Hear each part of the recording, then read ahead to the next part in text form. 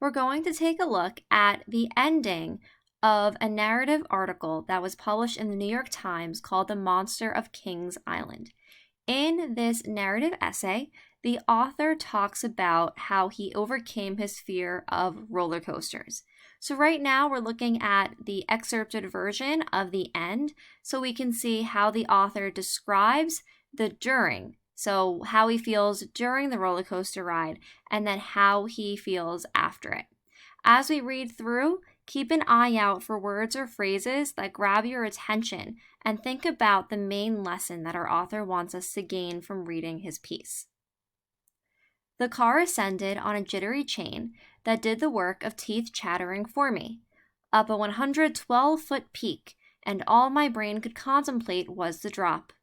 My father patted my knee. Goodbye, life. Goodbye, third grade.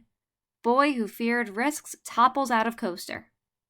As we submitted the crest, the world froze briefly, peacefully, and then we plunged. I tried to scream, but the wind swept it back into my throat. We were falling 1,000,000 miles a second into a black tunnel, swooping on a current of metal and wood, and it wasn't just the speed, but the ride's jerry-built epidermis that seemed to promise total detachment from the track. We banked turns so fast, the landscape became a flipbook of greenery and cement. As we shot toward another steep descent, I noticed Tracy cringing with her eyes closed, Heather with her metal teeth gritted, her mascara watering, and my father, a construction worker whom I had never observed more than mildly irritated, screaming with his back fillings on display. A sense of joy overtook me, that we could all be scared out of our wits together. Maybe we were always frightened of what was coming, had been forever, but only now could express it in shrieks and tears. Fear was like a connective tissue, even if our real connective tissue was sustaining whiplash. After all, that's what the beast offered. Not death, but 4 minutes of life, strapped in and beyond the tether of its own control. The train threaded into the station. We climbed out, laughing dizzily, and I felt something commensurate to love. I had survived the monster, and all I wanted was to go back and be tossed around again. So I'm going to go in with my highlight tool and highlight for you guys things that I'm noticing starting in this first paragraph. We see this line in the first paragraph, goodbye life, goodbye third grade, boy who feared risks topples out of coaster. So notice that during the experience,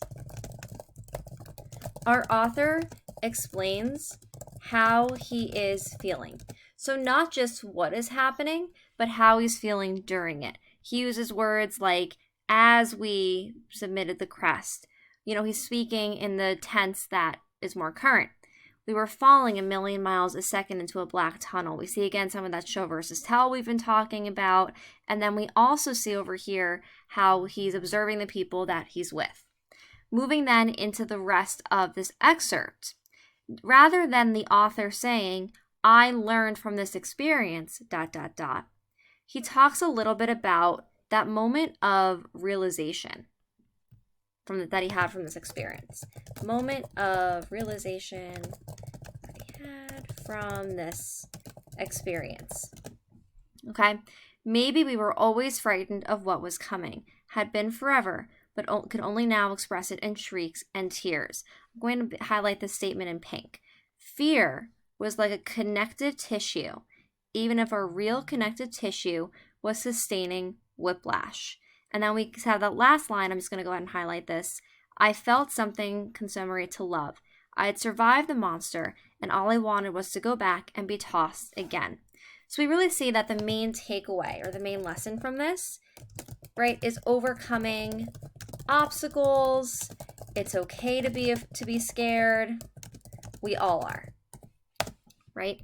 So again, rather than saying, I realized, or this experience taught me, you can weave in the significance of an experience by explaining, one, how you feel during it, and then right away afterwards, how do you feel after that, and what was your greatest lesson or realization that you gained from that experience?